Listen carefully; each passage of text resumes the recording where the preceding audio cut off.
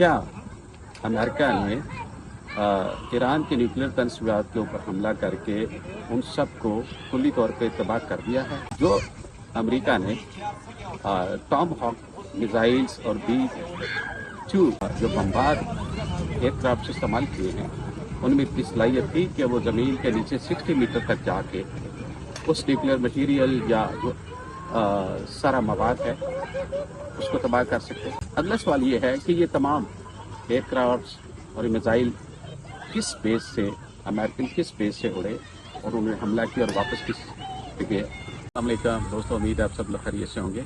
मैं भी आपकी दुआओं से खैरियत से हूँ।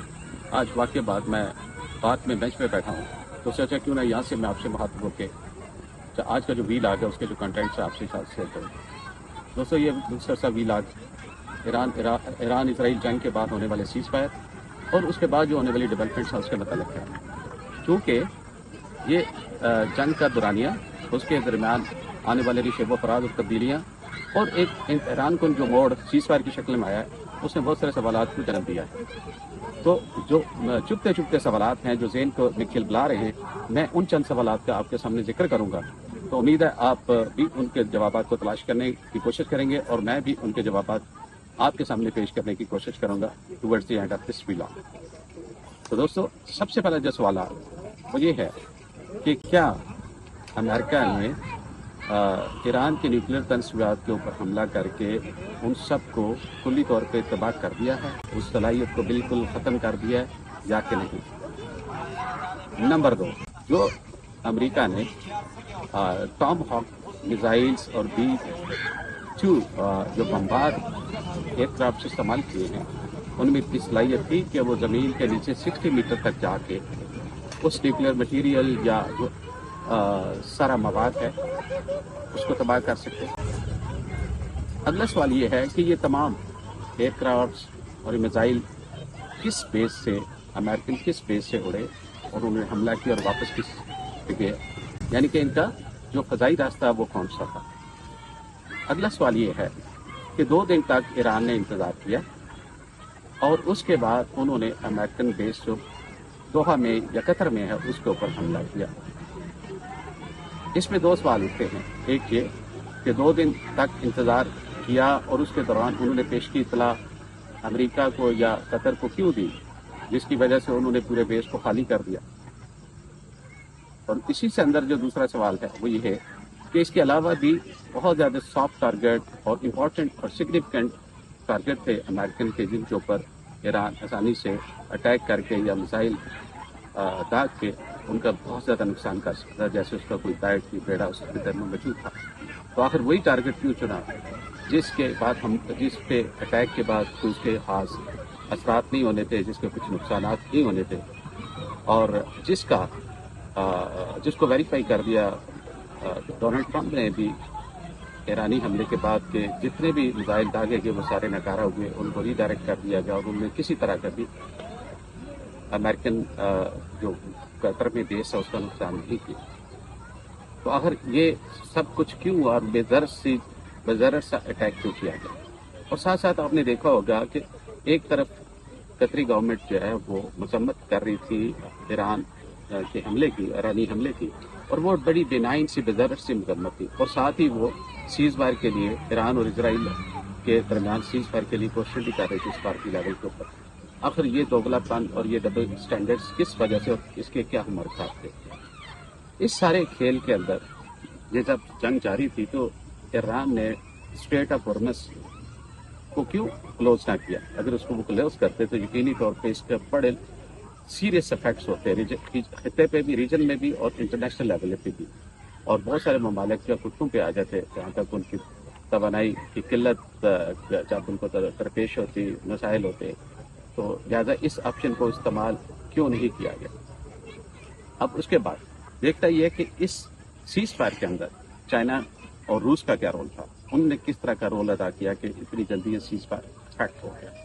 उसके बाद पाकिस्तान का रोल क्या था और हिंदुस्तान ने जो बेवफाई की है या जिस तरीके से रोल प्ले किया, उनके जो एजेंट्स या नेटवर्क जो इंटेलिजेंस का पकड़ा गया ईरान के अंदर मोसाद और रा का, तो इस सारे खेल में उनकी वजह से ईरान और भारत के आपस में तल्लुकात किस रुख जाते हैं या क्या शक्ल इख्तियार करते हैं, ये भी एक बहुत बड़ा सवाल है।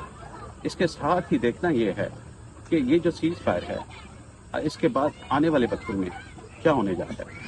आपने देखा पूरी तौर पे ट्रंप ने ईरान के साथ मोहब्बत का इज़हार करना शुरू कर दिया। ईरान के साथ तजारत और दीगर जो ऑप्शन अवेलेबल हैं उनके बारे में भी उसने इंडिया दे दिया, और साथ ही उसने ये भी कहा कि चीन जो है वो ईरान से ऑयल और गैस जो है वो खरीद सकता और ले सकता है।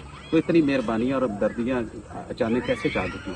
अगर ईरान ने भी उसी तरह उनके बेसिस को तबाह किया या नुकसान पहुँचाया या कुछ उनका बेसिस को ऊपर मिसाइल गिरे या इस तरह की उनके खिलाफ जंग में उनकी कार्रवाई की है, तो उसका उनको गुस्सा क्यों नहीं आया, उसका उन्होंने जवाबी हमला क्यों नहीं किया, उसका उन्होंने बदला क्यों नहीं लिया? ये सारे ऐसे सवाल हैं जो बहुत से बड़ी एक साजिश को, एक थीरी को, एक जाहिर भी करते हैं, और इसके साथ बहुत सारी बड़ी कन्फ्यूजन भी है इसके पीछे। और ये कन्फ्यूजन क्यास के जो बादल हैं ये पूरी दुनिया में इस वक्त छाए हुए हैं, और जब तक इनकी तरफ से ये खास मसद्दका इंफॉर्मेशन या इतला नहीं मिलती तब तक ये जो धुआं है, ये धुंध है, इसी तरह बैन अवी और इलाकाई सतह के ऊपर मुल्कों के दरमियान जो रिश्ते हैं ये ताल्लुक उन पर छाई रहेगी।